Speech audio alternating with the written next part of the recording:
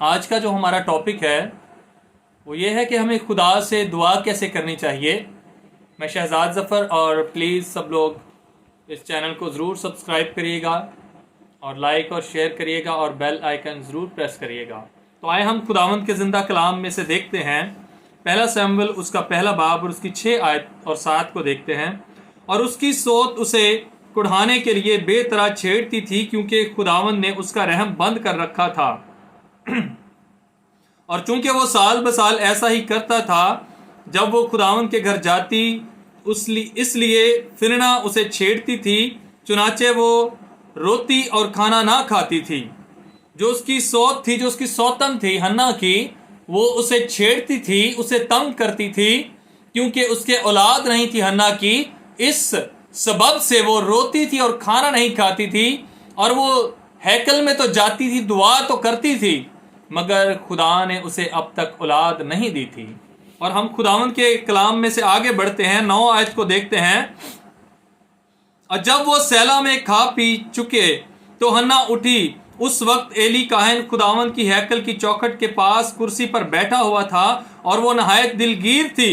حنا تب دلگیر تھی اور وہ خداوند کی ہیکل کو گئی، سو وہ خداوند سے دعا کرنے اور زار زار رونے لگی۔ حنا جب خدا کی ہیکل کو گئی تو وہ زار زار رونے لگی، اور اس نے منت مانی اور کہا، اے رب الفاج، اگر تو اپنی لونڈی کی مصیبت پر نظر کرے اور مجھے یاد فرمائے اور اپنی لونڈی کو فراموش نہ کرے اور اپنی لونڈی کو فرزند نرینہ بخشے، تو میں اسے زندگی بھر کے لیے خداوند کو نظر کر دوں گی، اور اس طرح اس کے سر پر کبھی نہ پھرے گا۔ سب سے پہلے اس نے خداوند کو کہا، خداوند سے فریاد کی۔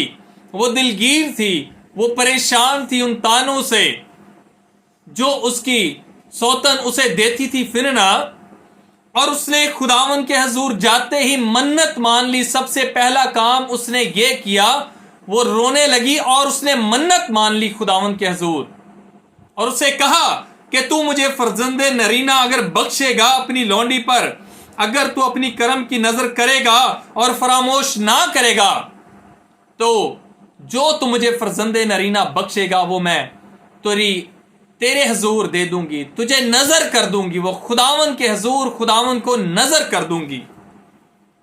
آئے ہم 14 آیت میں سے دیکھتے ہیں۔ سو ایلی نے اس سے کہا کہ تو کب تک نشہ میں رہے گی؟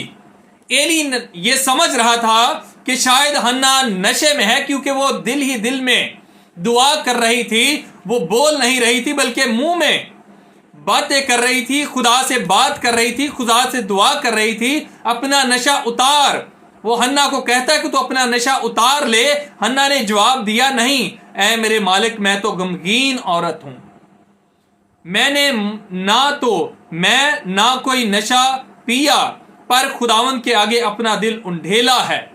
حنا نے کسی سے بات نہیں کی، وہ سیدھی اٹھی، کھا پی کر اٹھی، اور وہ سیدھی ہیکل کو گئی اور اس نے دعا کرنا شروع کی، اور اس نے اپنا دل خدا کے حضور انڈھیل دیا۔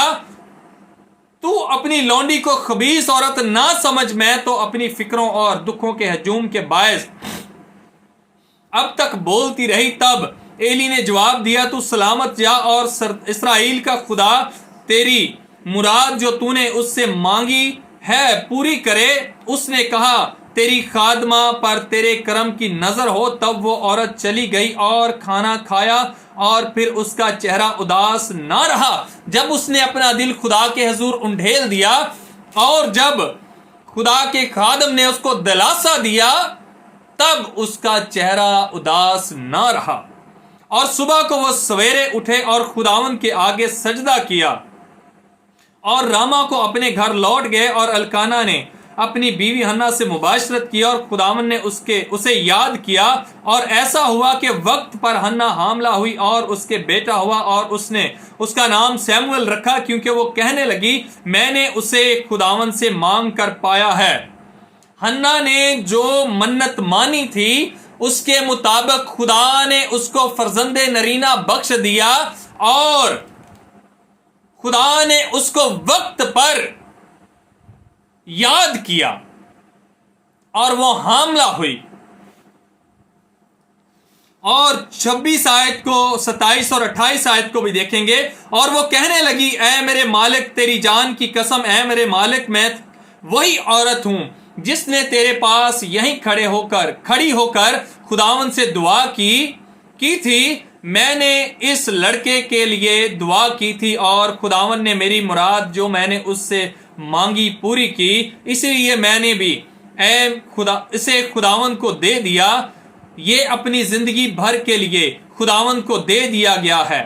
تب اس نے وہاں خداوند کے آگے سجدہ کیا.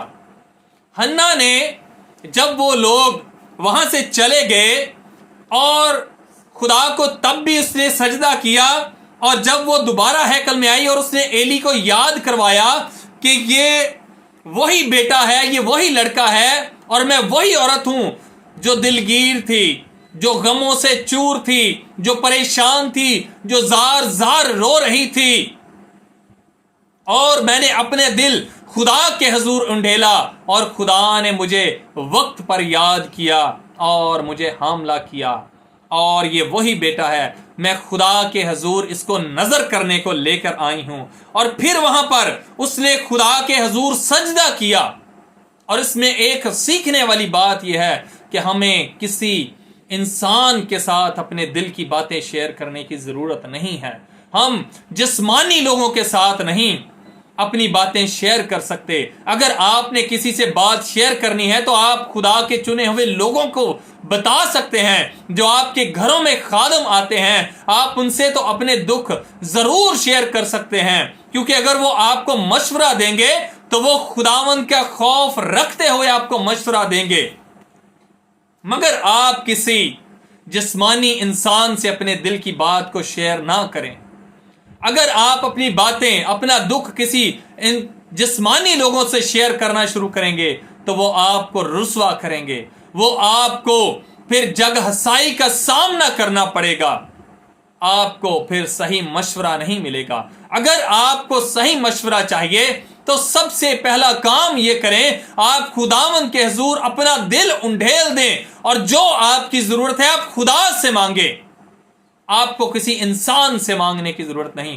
جسمانی انسان آپ کو جسمانی مشورے دے گا, روحانی انسان آپ کو روحانی مشورے دے گا. اور اگر آپ خدا کے حضور اپنا دل انڈھیل دیں گے تو آپ کو سب کچھ مل جائے گا, آپ کی من کی مرادیں پوری ہوں گی. یہ ہے اصل طریقہ جیسے حنا نے اپنا دل خدا کے حضور انڈھیلا. ہمیں بھی اپنا دل خدا کے حضور انڈھیلنا چاہیے. اگر ہمیں خدا سے کچھ چاہیے تو خداوند کے زندہ کلام کے پڑھے اور سنے جانے کے وسیلہ سے ہم لوگ برکت پائیں. آمین.